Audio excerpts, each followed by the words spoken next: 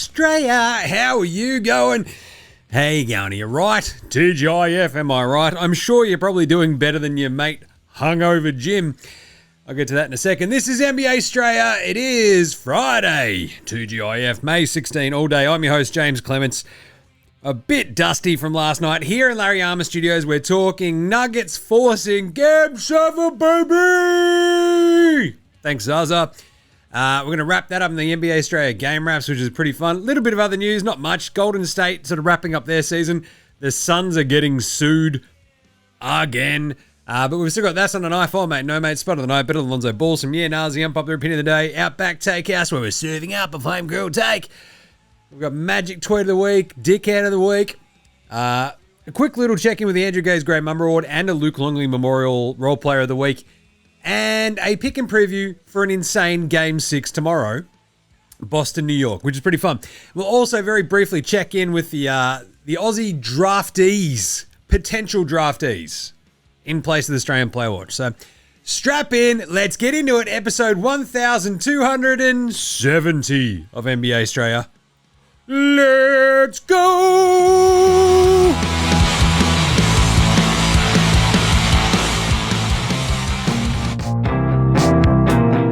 Hey, what's up? This is Nick Hexum from 311, and you're listening to NBA Straya.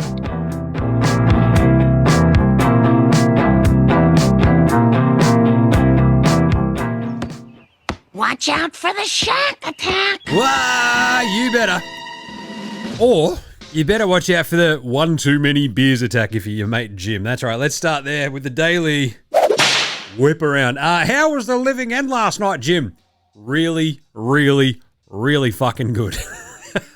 Like seeing a band like the living end of the fucking corner just rocks, right? The problem is, like, a place like the corner, when it's sold out, it's a bit tough to sort of like navigate, get to the bar, see if you're short. I'm not that short, so it's all good, but you know, there with a mate of mine, fucking she can't see shit. But either way, kicked ass. And the thing is, with a crowd like the living end, where you've got like different strata of ages, I'm not going to lie, they all look kind of like me. They're just old, or maybe on a bit chunky side, I don't know. But it fucking ruled. I had a great night. But, and this is where the shack attack comes in, I love two things. You know, basketball, family, boring shit like that. But also, when you're out and about, you get recognized. It's fucking awesome. Love that. And two, when people go, that's an awesome beard, you're like, yes, thank you. I grew it myself. Chuckle, chuckle, chuckle. What is a bit odd is when people go, can I touch it? Like, I had one dude last night, like, basically sort of fondle the bottom of my beard like he was tickling my balls. It made myself, my friend, and his other mate pretty uncomfortable. The thing is, I don't kind of fucking care, right? Like, he was polite enough to ask if he could touch the beard before he touched it, right? Like, that's all that sort of matters. Once you ask and I say yes, fucking have at it, we're all good. Don't fucking tug on it like the 2-year-old or anything. Like, the baby squid's a fucking lunatic. He'll be like, Dad, come here. Whunk. Oh, Jesus. But still, 3 different people last night were like, can I touch your beard? It's like, sure. I did also have this weird moment where I have doppelrangers, right? Now, I can say ranger. That's our word. If you use it, you have to spell it with an A. I can use the hard ER, ranger.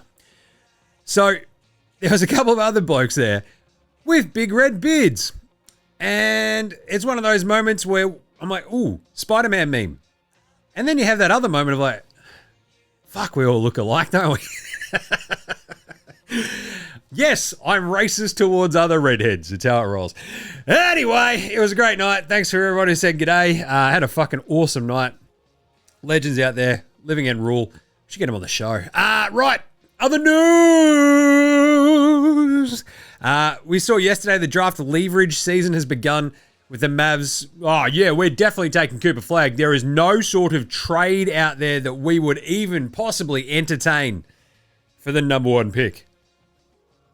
So send me some trades, says Nico. The same thing went for San Antonio at number 2. And now what you're seeing is a lot more sort of jostling in the back half of the lottery, which is really interesting, where it's like, what does Chicago want to do? What is Charlotte going to do it for? Are they going to move this pick for someone more established? What's fucking going to go on in Philly? And I'm loving every second of it. The cool thing is we're like another month and a half of that too, so strap in. As I mentioned at the top, the wash from the Golden State Warriors being eliminated yesterday. Everyone's fronting the media and saying, yeah, all the good things, right? They're excited. They're excited to get together and try to make this work. And Golden State, when they lose Curry, it's the same with Boston losing Tatum. It fucking sucks, but also, like, it just gives you an easy out from the season. You're like, yes, had we have had Steph or Tatum, we might have had a bit of more of a crack at going to the finals, maybe winning. And it doesn't happen, right? And I think the approach from Golden State, when they all front the media, like Steph's out there going, look, there's a lot of chatter whether it was the right trade. From the first night in Chicago, it was a seamless fit. We complement each other so well. He gave us so much belief. It was a success. Now you have to build off that. And Jimmy Butts is like, I get to be around my guys in the off season. We're gonna go get to vacay together. I can't believe he said vacay. Apparently Jimmy Butler's like a fucking Instagram chick influencer. We're going to vacay together. Amazing. We're going to go get our kids together. We're going to go get to train together, build even more chemistry. I hope it's not a train in the Phoenix Suns sense, but I'll leave that one to you. But still, it was kind of nice. And like when you see a team get eliminated, like there wasn't that much sort of like, where fuck, dude. Like the vibe wasn't too much of a massive downer. And that's what happens when you're missing Steph. Draymond is like, look, Minnesota's super fucking talented. I hope they win the finals. And you're like, that's kind of nice of you, Draymond, considering you want to tear fucking Rudy Gobert's head off every 2 seconds.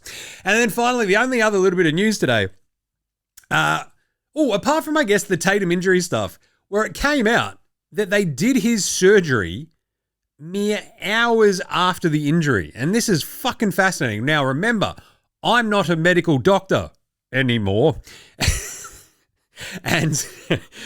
But the way that people have talked about this, they're like, that fucking rocks, because that basically cuts down on the sort of essentially the recuperative rehab process begins that much sooner as it's like that fucking fresh. Who knows what's going to happen now, but it's pretty interesting. It was interesting to hear some other, writers and stuff talk to the likes of Justin Tatum, Jason Tatum's dad, who's out there coaching Indonesia, I want to say. I can't remember. But either way, and it's like, yeah, he's like, just fucking pumped, can't wait to get back to the Celtics. And you're like, sure, that's good. He might have negative aura, but he seems like a good dude, and you do not want injuries to derail careers like that can be absolutely special. The Suns, that's the last little bit of news. They are being sued for the 4th time by a current or former part of the organization in the last 7 months. Seems like everything's fucking fine there in Phoenix, eh? Yeesh. I mean, what's going on over there? It's pretty fucking bad.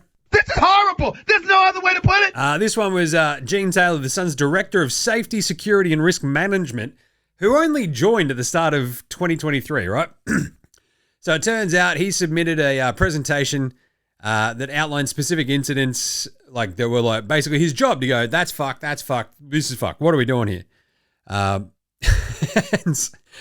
apparently he's then like, well, yeah, then I did that presentation and the Suns like management were like, don't point that shit out. You're demoted. And they also discouraged him from taking protected leave after he's diagnosed with cancer. Now, having lived and worked in the USA, not too many things shock you about just the dumb fuckery and the assholery that goes on with some corporations over there. But the Phoenix Suns should you feel like they should know better after all the shit that they've gone through. And this is still happening. What a fucking absolute clown show over there in Phoenix. Hey, let's do the game wrap from today. Game wrap. The game wrap from today, Denver OKC, Game 6. What a game it was.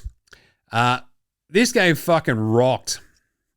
And the first half was just such a fucking amazing tussle. Like, you had foul trouble for SGA, which is where the game turns. But early on, it's just like a bit of a fucking back and forth. There's a lot of grifting going on early as well, a bit of foul grifting. And suddenly we're just like, oh, unethical basketball, but they're both doing it. Denver, in the second quarter, like OKC just putting one on them. Denver like led at home. The place is going off its head. Jokic is fantastic. Jamal is absolutely crushing it too. But then suddenly you turn around and Denver are down 12 in the second quarter. And you're like, what the fuck is happening? OKC just sort of like wrested control of the game. Their defense had really kicked in. Denver couldn't hit any shots. And the big problem was like they just couldn't hit a fucking shot by anyone like not named Jamal Murray or Nikola Jokic, right? They come back on. SGA goes off with another foul. And wha-bang! Denver tied it up. It was absolutely absurd how SGA goes and sits. And I mean, this is a little bit of the Adam Silver behind the scenes. We got to make sure we get a game 7. I'm just saying. But also SGA, like there's a couple of weird... His fourth foul was one of the dumbest fucking fouls you'll see. It was completely unnecessary. Like, what are you doing, SGA? You got to have like a better head on your shoulders in that point. But it let Denver get back into this game. They get on this awesome run, and then Dort hits a 3 to beat the buzzer at the halftime. So 61-58 at the half. And really, like Jamal Murray was incredible. He was plus 11 in the 19 minutes. They were minus 5 without him. They basically could not afford to play their bench, Denver. And you sort of go into this, you go, well, fuck, are they going to have to play their starters for the entire second half? Like, this is a Denver thing. Your backs are against the wall. It's an elimination game 6. You're at home. You're used to the conditions at altitude. Can you run your dudes out there? And then the Julian Strawther game hits. And it's absolutely fucking immense. So it's absolutely incredible. Like, Michael Porter Jr. actually woke up at the start of the third and actually hit a couple of shots, which kept them afloat. It's still tied 80-80 with 2 minutes to go in the third quarter. And I think the most disturbing thing was that Denver's defense was just like a little split second slow. Like the penetration that Chet and Isaiah Hartenstein, hello, and even SGA, like anytime they go to the bucket, it felt like Denver just could not just keep anybody in front of them.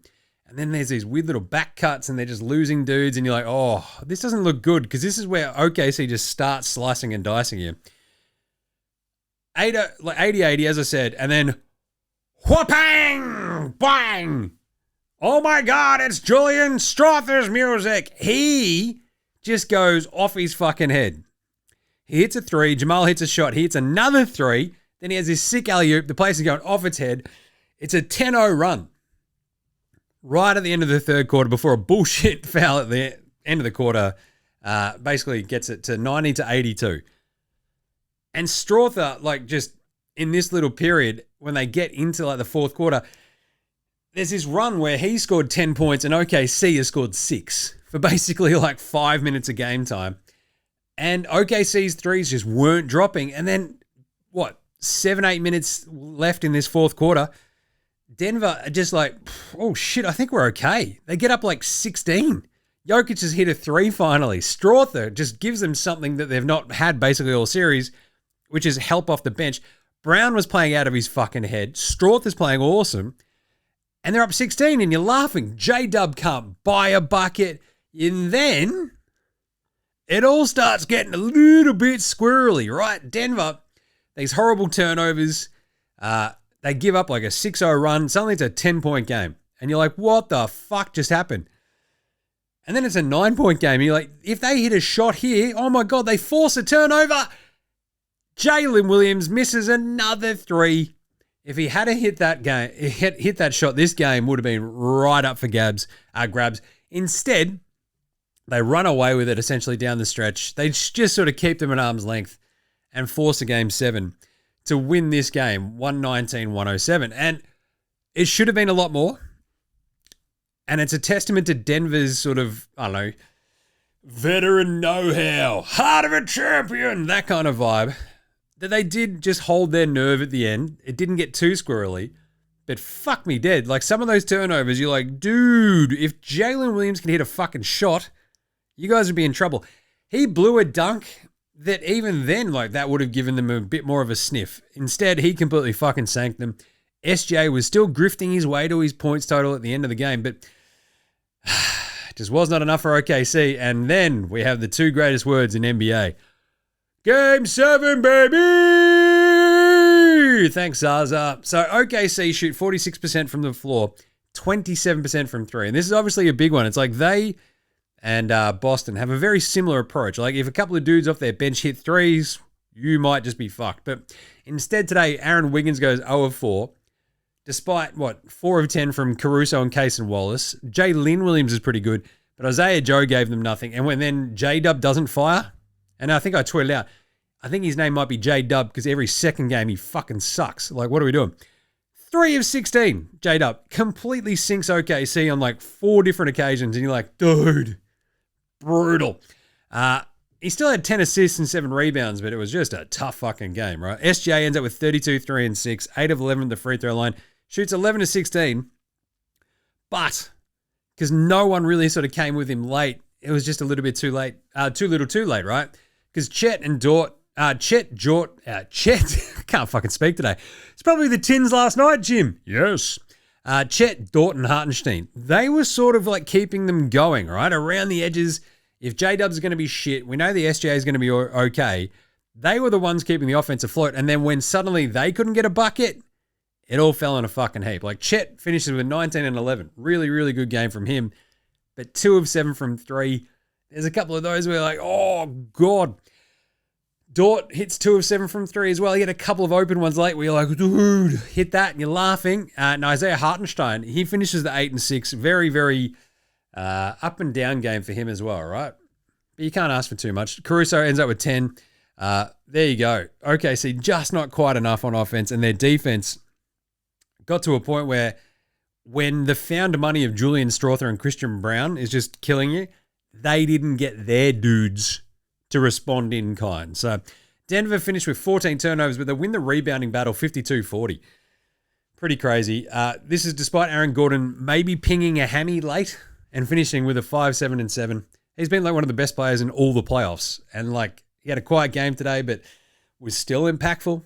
Big steal at the end. Well, stopping at least a fucking fast break. Jamal Murray, 25, 8, and 7. Awesome game from him. Jokic, 29, 14, and 8. Just absurd shit, right? It's just what Jokic does. He's there, woke up feeling a fucking absurd, mate. And off he goes. Strawther, what a game. 15 points. He was absolutely unreal. Brown has 23, 11, and 5. Whoa. What a game from him. He has been the find of this series. Rusty, 8 and 3. And a bunch of just pants-shitting moments for that fucking poor Denver crowd every time we touch the ball. Michael Porter Jr. finishes with a 10 and 4.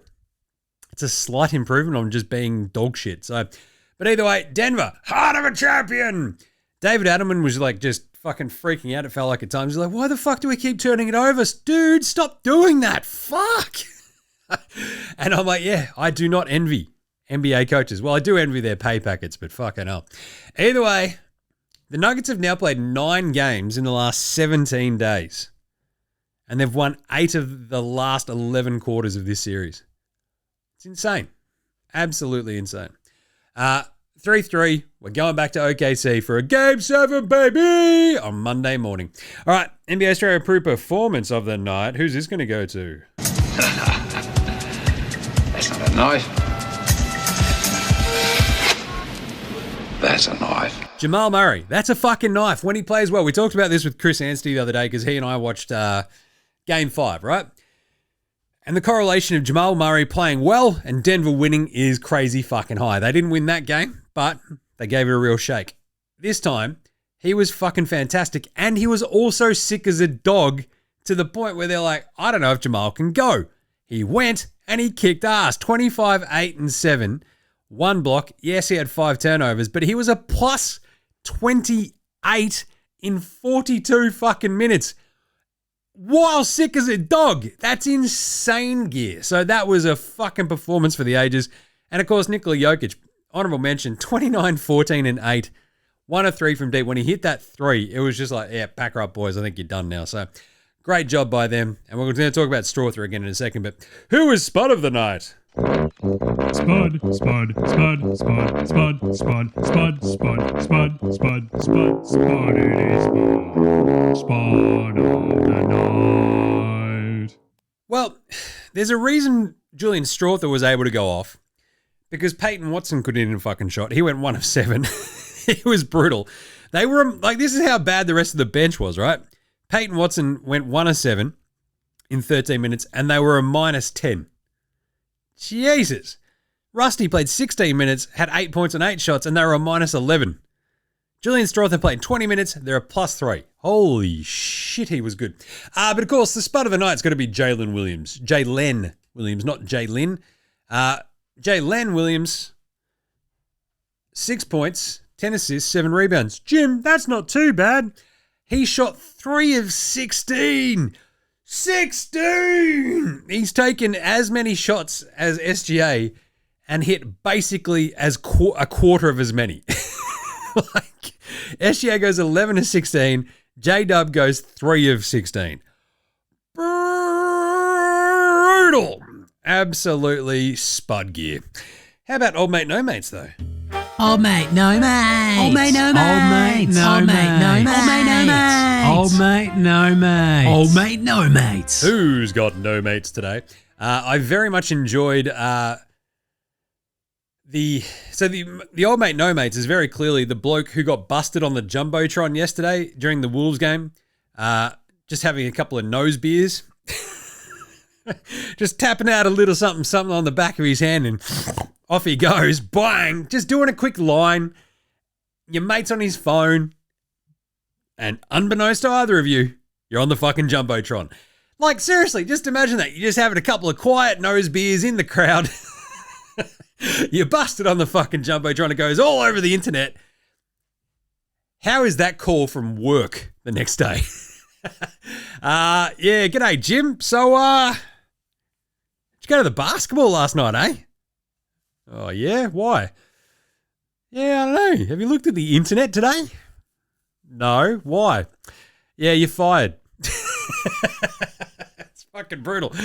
Just, I can't believe it's getting to the point where you can't do rack at a basketball game anymore. Like, what are we doing here? No. That dude is full-blown old mate, no mates. Like, his mates will be like, legend, but everybody will be like, oh, that dude got fired. It's like a quiet night with the boys. You're telling the missus, yeah, me and fucking Steve, we're just going to go to the game. We're pretty chill. And then she fucking opens up Twitter the next day and she's like, what did you guys get up to? Pantsing of the night. This also goes to J-Dub. I mentioned the blown dunk. It was so egregious. Like, 5 minutes 40 left. It's 102.88. Fast break dunk for J-Dub. Completely bonks it. Just blows it so badly. Like, I don't know how many times you can see someone so down on confidence and just so ice cold that they literally just miss a dunk.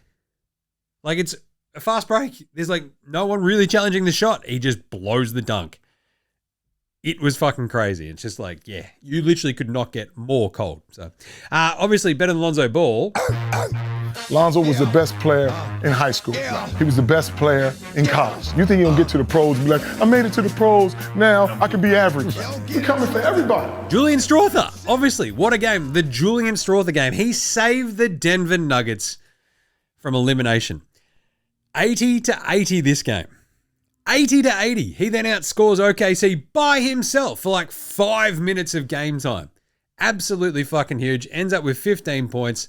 He crushed it. That was awesome. The legend of Julian Strother continues.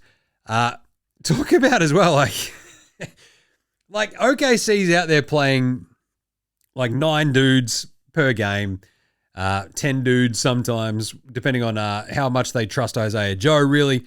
And then Denver's like, rusty shit today. Fuck. Peyton Watson can't hit a shot. Fuck. Oh, Julian Strother's good today. Sick. 15 points, a +3, 2 rebounds, 4 of 8 shooting, 3 of 4 from downtown. That is better than Benny Simmons, Lonzo Ball, and Bronny James all put together. Howard Boot, everyone's favorite though. I love this too. It's just such a good one this week. It's time for the Magic Tweet of the Week. The Boston Celtics blew out the NY Knicks last night with 6 players in double figures, including Jaylen Brown with 26 points and 12 assists, Derek White with 34 points, and Peyton Pritchard with 17 points. Oh, thanks, Magic. But he has to jump back in. Jaylen, apostrophe, or star, because he misspelled Jaylen Brown. Thanks, Magic. Thanks for clearing that up. I did love this one, though, because there's another great one. We'll just leave with this one. There are 6 players, brackets 3 from each team, who will decide who wins Game 6 of the Knicks versus Celtics series.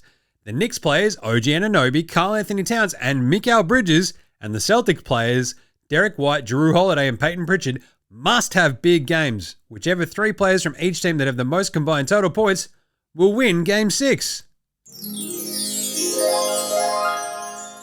Yeah, I mean, usually, if you score more points than the other team, you win, Magic. So I understand that he's like, these 3 groups of people, and proceeds to basically go, the 3 next best players after Jalen Brunson, and then the same thing on the Celtics, the next 3 best players after Jaylen Brown. What do we say? Thanks, Magic. I guess. And finally, Dickhead of the Week.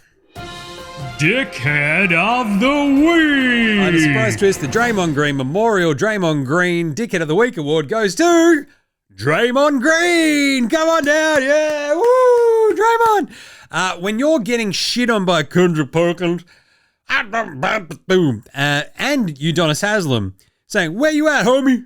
You didn't show up when your team needed you the most. He don't even want to be out there let the damn team. He got his ass handed to him in this series. It's like, okay. Yeah, he did. And this is like my favorite part of the Draymond Green experience, when he talks so much shit. He's so fucking loud. I'm not an angry black man. Fucking, it's an outrage that this ridiculous is being, perpetuated through the fucking media. I don't know what agenda people are pushing. And then he just proceeds to punch Jordan Poole in the head again. But when someone talks that amount of shit and then gets hit, i.e.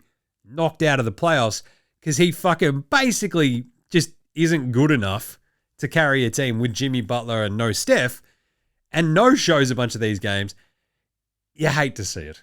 Also, him being fined $50,000 for bringing the game into disrepute is pretty fucking funny. 5.5 points. That's the line. It's like, okay, yeah, good job, Draymond. Covering yourself in glory once more. All right, let's do some yeah-nahs right after this. This is Cam Glidden. This is Anthony Drimmick. This is Mitch McCarron. This is Jason Kadee. This is Darryl McDonald. Hey guys, this is Hugh Greenwood. Yo, what's going on? This is Illy. This is Mark Worthington, or commonly known as Wortho, and you're listening to NBA Straya. You're listening to NBA Straya. And you're listening to NBA Straya. And you're listening to NBA and you're listening to NBA Straya. And you're listening to NBA Straya. And you're listening to NBA Straya. You're listening to NBA Straya.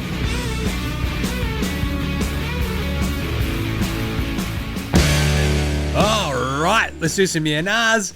Brought to you by you. That's right. Shout us a beer. Shout us a coffee. However you want to, support the show if you want to. The link is in our bio. You can go buy Jim a beer. You can shout us a coffee, whatever you want to do.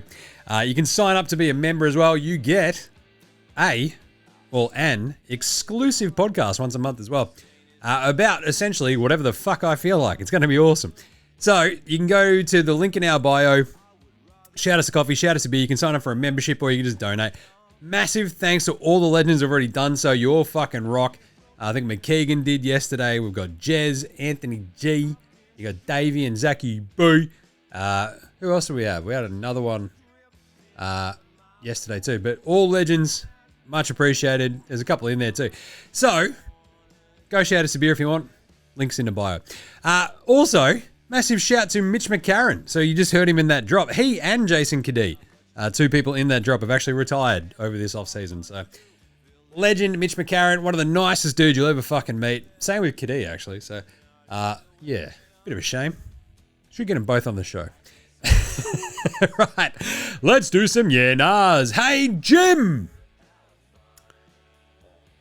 Are OKC going to flame out? Yeah, nah! We'll talk about that in a second when we get to the game preview for Monday. But this does feel like, and this is why I picked Denver for today's game, the heart of a champion, you're going home. You just have to get this done, right? And it looked like OKC were going to run away with that game. And then Denver just fucking nutted up, fucking bared down and shit, and just went, right, boys, come on. And then Julian Strawther brought him home. So, OKC, though, you know that home crowd is going to be absolutely off its tits. And it does feel like this is the exact moment where the rubber hits the road for a really young, awesome team, right? Who has won a fuck ton of games, but hasn't won much else. Like, they're a young team. A playoff series or two does not a championship make. Denver know how to do that. We've got a game 7. We're going to learn so fucking much about these teams. I can't wait for it too. But just to sort of think that it's fait accompli, but because they are the younger, less experienced team, means automatically they're going to lose game 7. It doesn't happen that way all the time. Remember last year, Denver lost to Minnesota in the exact same way. So anyway, I'm fucking stoked for that game 7. I can't wait. I do put a bit of stock in, like, you know, getting your scars, your playoff scars. But as Karl Anthony Towns said, like, what, last year, how much did you want us to lose, man? He's got that kind of wheedly kind of voice. Anyway, let's do some yeah-nahs from the listeners. Brad McKeegan. Jim, yeah, nah. Am I crazy? But if Brad Stevens wanted to fix his cap without destroying their future, he should give Nico a ring and see what he could get for Kobe 2.0 and Jason Tatum. Yeah, it would be bold to trade Tatum in his prime, but him being out for a year in their cap space situation, if you got Flag, another first, and maybe Clay, would you do it? Yeah, nah! Holy fucking shit, Tatum for number 1. I don't think Dallas do it, right? And I don't think Boston would do it either, but it would sort of fix their cap thing. And you know that he would become Larry Bird 2.0, Cooper Flag, if he ended up in fucking Boston, right? Dude, I don't know what it is about this fucking team kid, but I fucking love him, dude. Yeah, there's something that just is quite white about this team, he says. But yeah, I don't think either team would do it, but it's a fucking fascinating idea. Tatum for number 1. But because Dallas, I mean, they're already missing Kyrie, maybe they'd be like, fucking sure. We're riding off next year anyway, right? But the problem is, because they've got Anthony Davis and they've already got Kyrie and a bunch of other vets, they can't really just go, well, we'll trade number 1 for like no Jason Tatum this year, but some more years of post-Achilles tear Tatum. I just don't think you'd do it. But it's Nico Harrison. Who the fuck knows? He might be calling Boston right now going, so you know how much I loved Kobe? And Brad Stevens like, yes, I do. So does everybody. He's like, yeah, fucking, I don't know, something about Jason Tatum. I feel like he knew Kobe, so I might have to get him. Do you want number 1, Brad? And Brad's like, you have to take Jrue Holiday, and I need a couple more of your picks. McKeegan also adds you could then maybe flip Jrue as well for cheaper bits to help ease the cap and get some scorers in to fill Tatum's points. It is a fascinating thought sort of experiment. And Nico Harrison does have the world's biggest boner about Kobe and people who knew Kobe. So fuck it. Yeah, just do it. Because he's already chubbing up me talking about it, Nico Harrison. He's just chubbing up because he's like, that's right, Jason Tatum did know Kobe. Oh, fuck. What's Brad Stevens' number? Jez Oz. This is a good one. Hey, Jim, love the Anstey show. I know the mic was fucked, but you definitely said live show at Hotel Trentham, yeah? Yeah, nah, yes. I'm pretty sure we will tee that up. Live show out at Chris's Pub, which would be very fun. So if you want to come hang out, we'll have further details. I got a yeah, nah, too. Jimmy Butler is the actual most overrated player in the NBA, and not Halliburton, and not just this season, but basically since he left the Bulls. Yeah, nah. It is really, really, really hard to find a more overrated player, I think, than playoff Jimmy. The runs on the board that Jimmy Butler has, though, with Miami, where every so often it would go fucking squirrely and he's like getting them to the finals, you're like, it's pretty good. But all the hullabaloo about, oh man, Jimmy Butler wants a trade. Jimmy Butler wants a trade. And then it kind of just always goes a bit fucky. Like his series for Philly, if Philly had have just kept Jimmy Butler and not screwed up that situation so fucking hilariously royally, there is no doubt in my mind Philly would have won a title. Ben Simmons probably doesn't become a head case, and Embiid probably doesn't have to do so much, and here we are. But anyway, in terms of overratedness, yeah, I mean, statistically, you just know that he can get to a specifically other level in the playoffs, and that's why he's playoff Jimmy. But the problem is he's now old as fuck, has played a million years, and yeah, you just saw Steph Curry goes out. Jimmy Butler's got zero butt left because he fell on his ass, remember? And you sort of get to this point, it's like, ooh, if he wasn't injured, would it be a different story? It's like, I don't know. I just don't know how much he's got left in the tank. It's like, yeah, he's got a sore bum because he fell on it, remember? But he still had like, what, fucking 26 shots in game 3 or whatever the fuck it was in this series. And then down the stretch just didn't do shit. So I tend to kind of agree a little bit with Jez about him being the most overrated. Halliburton at least puts up fucking like, again, the correlation. He has 20 and 10, they win, right? Very simple. And it's like his personality that helps keep that indie thing pointing in the right direction of not being a fucking overbearing dickhead, super duper star, and being a sort of humble dude who's just kind of cool. And Jimmy Butler, who is just by all accounts a fucking maniac. It's like that's good for a limited amount of time. And if he's not fucking actually then backing it up with the performance on the court, yeah, it's a pain in the ass and it's going to be derailing your team like it did Miami. Weaves has got a good one. Yeah, nah, an Achilles injury is now more debilitating than an ACL. Yeah, nah, I think it always was.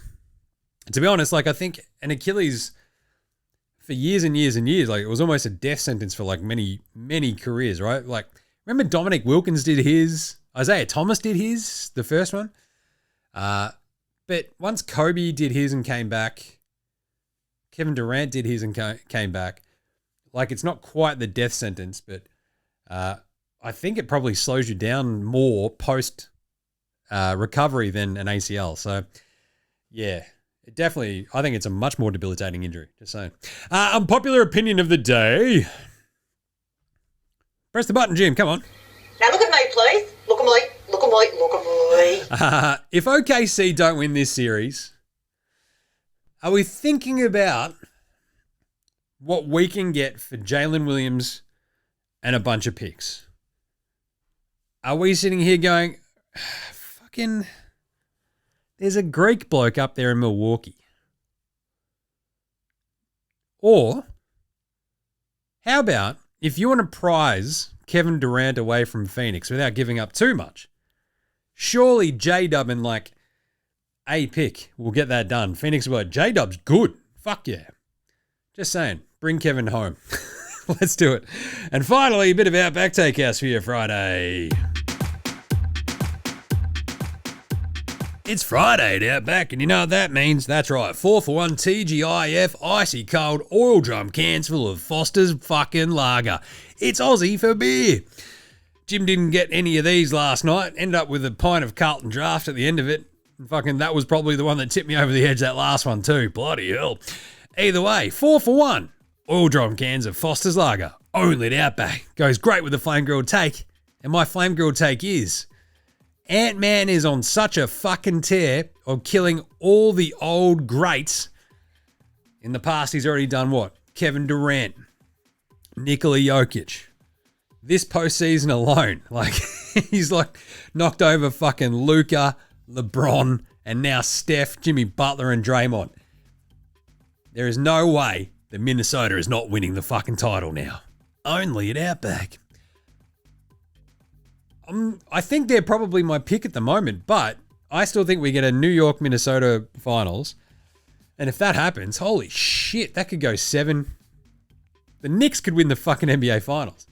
They have to win this series still, though, so just saying. But either way, the Flame Girl take might be the Boston are a better team without Jason Tatum. Get to that in a second. All right, Australian Player Watch. This is just a very brief look in at how the boys are doing at the draft combine. By which I mean, obviously, the legends. Alex Tui. Ben Henschel is over there as well. Alex Condon was sort of like throwing out his whether or not he's going to go back to Florida. And you've got Lockie Olbrich and Rocco Zakowski. So Rocco measured as the biggest player, and like the fucking film of him shooting threes and the fucking standing reach jump. Oh, unbelievable. So scrimmages though, you've got Tui having a pretty good run of it at the moment. And Olbrich had 15 and 10 in the first game. Shout out to Supercoach Pleb, NBL Pleb, who actually collated all that stuff, right? And then you saw in the scrimmage number 2, Olbrich is like doing pretty bloody well. And in the second one, he had 13 and 12, did Lockie Olbrich. Tui had 7, 6 and 2 in 24 minutes and 3 steals. And Henschel had 10 and 3. So it's basically like them trying to work on their stock for maybe in the case of Tui getting into the back end of the first round. Olbrich, maybe even similar. I don't know. I don't think he gets there. But Rocco's a fascinating one because like we had Anstey on Wednesday's show, and his like thing was like, yeah, don't be surprised if Rocco keeps going rising because he's fucking super talented, right? So we'll see what happens. Good to see him. It'll be good to see him out there and actually having a bit of a run round. But fun times. And now Alex Condon, I mean, he's a pretty interesting prospect for the fact that I think if he goes back to Florida, you never know just how much like that'll impact his draft stock for next year. So he said this the other day, I got to get that almost guaranteed. I know that I'm in that 20 to 35 range right now, but you know, I've got a good situation waiting for me in Florida. It has to be a good situation for me to stay in the draft, but feedback I'm getting from teams right now is positive, and I'm ready to stay if I need to. Good head on his shoulders. We'll see what happens there. Right. Otherwise, that's it for the Australian Player Watch because none of the other boys are actually playing. I just wanted to hit on another Andrew Gaze Gray MAMBA Award for Outstanding Achievement in the Field of Excellence. So I've just banged on about Ant-Man, right?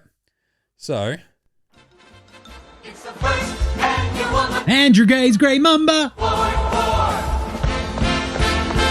Outstanding achievement here.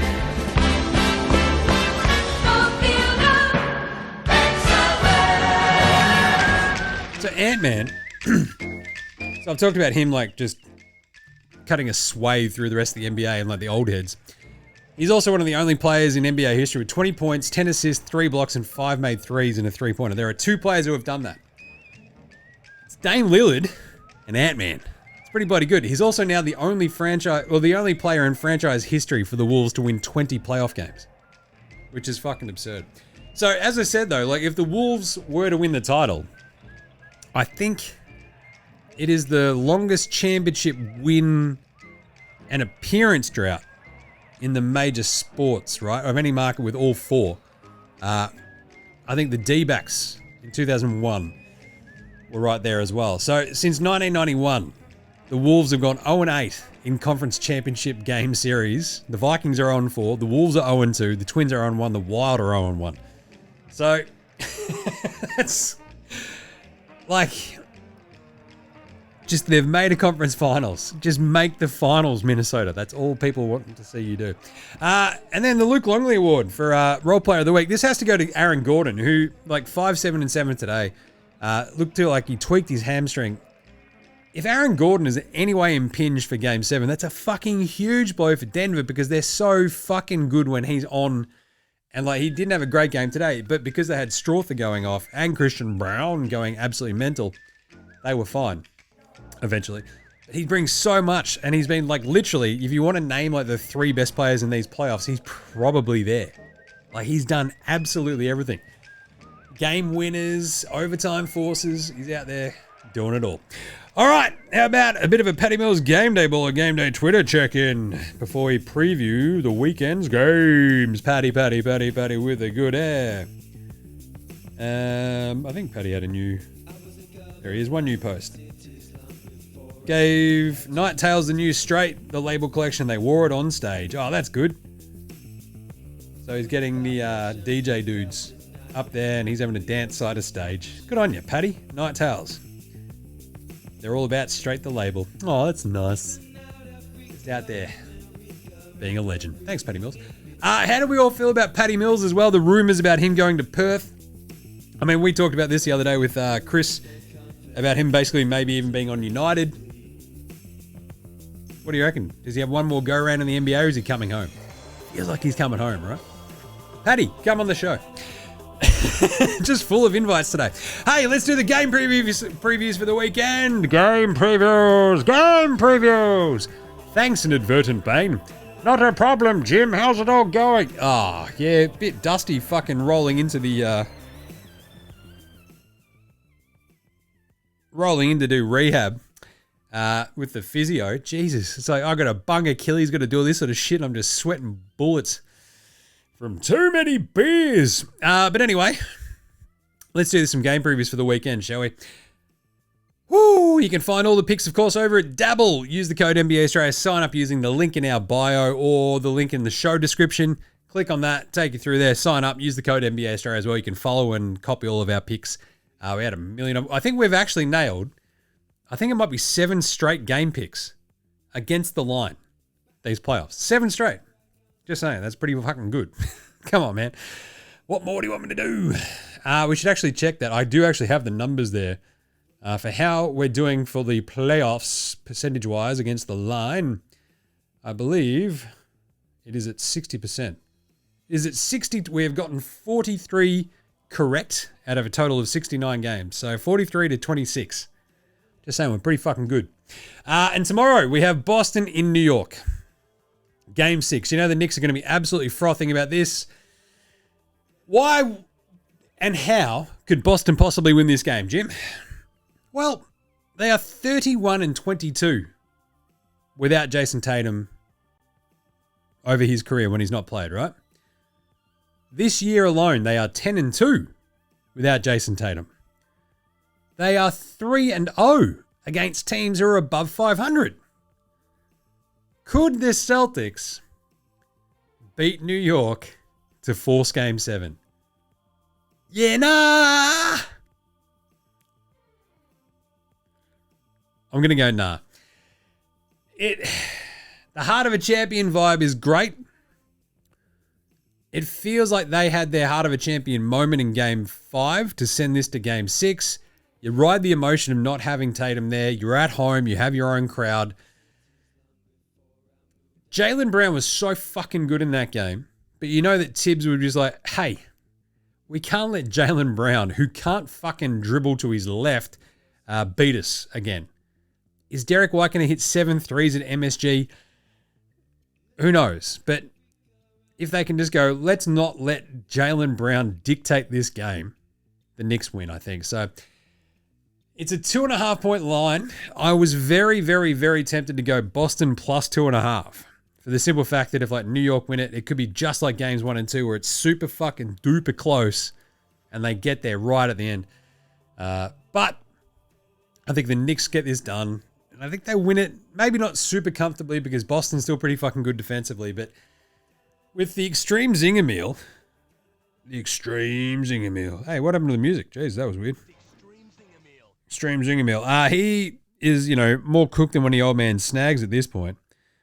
And no Tatum. It gets real fucking hard. Defensively, offensively, Boston's still a really fucking good team. I'm still pretty tempted to take the plus 2.5 because remember, these games have all been super obviously games 1 and 2 were crazy close to the point where it was like 1 point in each of them or whatever.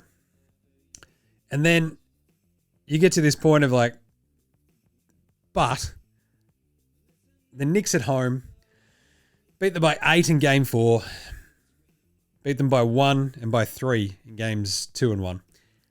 I think the Knicks, it'll be a bit more like Game 4, I think, the 121-113 game. I think the Knicks will be too good. At home, I think their offense clicks and away they go. So I'm going to take the Knicks to close out the Celtics, Game 6 at MSG.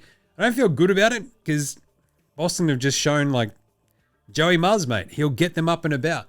But I think defensively, Tibbs will just be able to go, right, Jaylen Brown, we're going to make Jrue Holiday and Derek White beat us. And if that happens, so be it. We'll try to beat them in Game 7. So I think they were just a little bit complacent in Game 5, and here we are. Game 6 at MSG, the Mecca. And then Monday, Denver OKC. At the moment, it's listed at 5:30 a.m. our time. Bloody hell. The line is OKC minus 7.5. And I'm taking Denver plus 7.5. Because we don't really often... I mean, Game 7 blowouts happen. I just don't know if Denver have quite enough to get over the top in OKC. And if they do, I don't want to be the guy going, see, they didn't have like the experiences, the scars. I don't want to go against the experienced team up against the lesser experienced team. Because we see this time and time again where the team that wins a lot of games but hasn't won through playoff series again yet just fall a little bit short. Sometimes we do see those young teams just still fly through thanks to a bit of luck and make a Eastern or Western Conference Finals. We saw Dame's Blazers team do it, Trae Young and the Hawks, etc. But OKC have literally just done sweet dick all apart from last year. I'm going to take Denver plus 7.5 because I think Denver can win that game. But also, I think if OKC do win it, I don't think it's by much. So that's where I land at the moment. That's going to be fun. But we'll probably do a Sunday Tins with Jim video as well Sunday night, just to sort of rehash and talk that one out on Sunday. So keep an eye out for that. But otherwise, I guess that'll do us for now, won't it? There you go. There you go. What a week it was. Remember, you can follow all the picks, all the vibes, all the same gamers, all that sort of stuff over at Double. Use the code NBA Australia. Sign up using the link in our bio or in our show description. So we'll be popping back on for Sunday night for a Sunday Tins with Jim video. Check out the socials for that. You can follow us over at Twitter, Facey, IG, TikTok, and YouTube to see all those. We're all over the socials. Get around NFL Australia as well. Rate, review, star, subscribe across all the things, right? Apple Podcasts, Spotify, YouTube, whatever app you use on your weird Android phones. It really does help. You can also buy us a coffee or shout us a beer. Use the link in our bio to go do that. That's across all the socials as well. And of course, as I said, dabble. Use the code NBA Australia, follow and copy all our bets. Big thanks always go to From Oslo for the intro and outro song They Rule. So do House Hats, Joshua Delarentis, Fascinating Gold Mines, Ramshackle Army, Iowa, Section I, Green, and Dozers. They're behind all the tunes you hear throughout the show. So smash them all on Apple Music, Spotify, however you listen to your tunes. Do so. NBA Australia sports train bands like The Living End, who were fucking awesome last night. Right, that'll do us. We'll close out with a classic Cooking with Bainesy, I reckon, and we'll see you on Sunday night, and then again for a full show on Monday. Game 7, baby! Can't fucking wait. Game 6 is going to be off its head tomorrow morning as well. What a weekend it's going to be. Can't wait to chat about it with you next week. We'll catch you then, you dickheads. This is NBA Australia saying, look after yourselves, would ya? And let it go!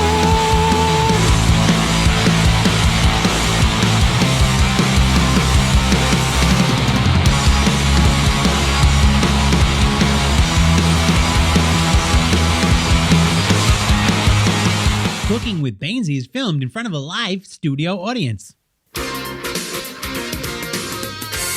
And now it's time for Cooking with Bainesy with your host, Aaron Bangers Baines.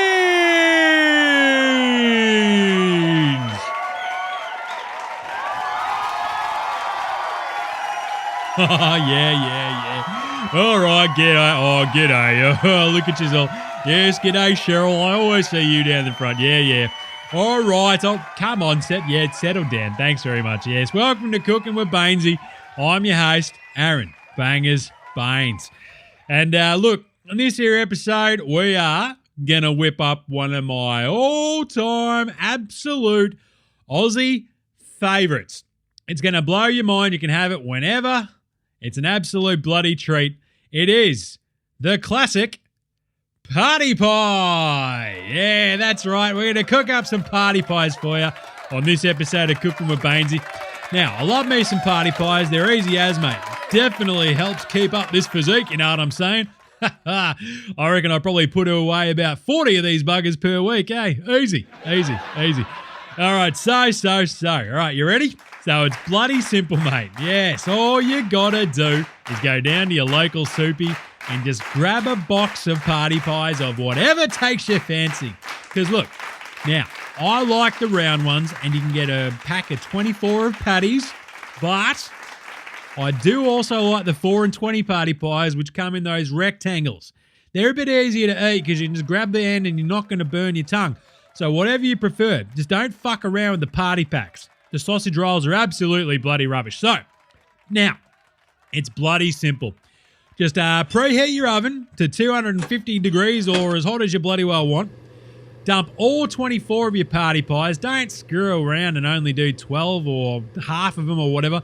Put all 24 out there because you're going to eat all of them. Trust me, you're going to eat all of them. When she's all heated up, your oven, put your tray in there. Just, I don't know, look at the back of the package. See that it says 30 minutes. Now, go crack a tin. Sit back. Hang out. Once they're done, grab them out. Load them up with a bit of tomato sauce. And Bob's your bloody uncle. That is awesome, isn't it? Just look at it now. Look. This is very important. Give them a second to cool down. You probably have to only bite like the edge of one of them to open it up just to see how hot it is. Because otherwise, you'll burn your bloody tongue because the insides of these buggers are like bloody molten lava, eh? So, grab yourself another tin. Wait for them to cool down just a little bit so they're not bloody molten lava. Then get your bloody munch on. Oh, there you go. Look at this one. That's an absolute bloody ripper. The best bit is, these are as good as anything for any occasion. You got mates coming around, party pies. Missus with some of her mates, party pies. Kid's birthday, party pies. Getting home shit-faced after a night out of the Terps, party pies. Easy. They're just bloody delicious, mate. All right, look, I'm just going to munch in this, and I'll probably cook up enough of them for all of you. Look at this. Here we go. Oh, how easy is that? Love it. All right, so get into the party pies, and that's it for this week. How easy. All right, tune in next week for a new recipe, and we'll see you then on the next episode of Cooking with Bainesy.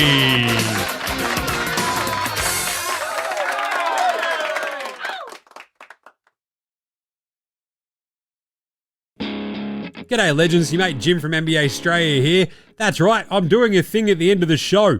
In the business we call it a thing at the end of the show, I guess. I don't know. Either way, all I'm just saying is just make sure you're rating, reviewing, starring, subscribing across all of the apps that you use for NBA Straya. Jump in the comments, give us a shout. We'll bang you in yeah, nahs. Any other questions? I'll have a crack. I've got nothing better to do, basically. Also, just ask any questions, tell me what you want to hear from the show, and sing out and let us know. And of course, if you want to help support the show, jump on the old dabble, use that code NBA Straya, click on the link that's in the show description or on the socials. It goes up whenever I do the morning vibes, etc. So, if that's your thing, jump on there, use that code NBA Straya, and remember, look after yourselves, would you?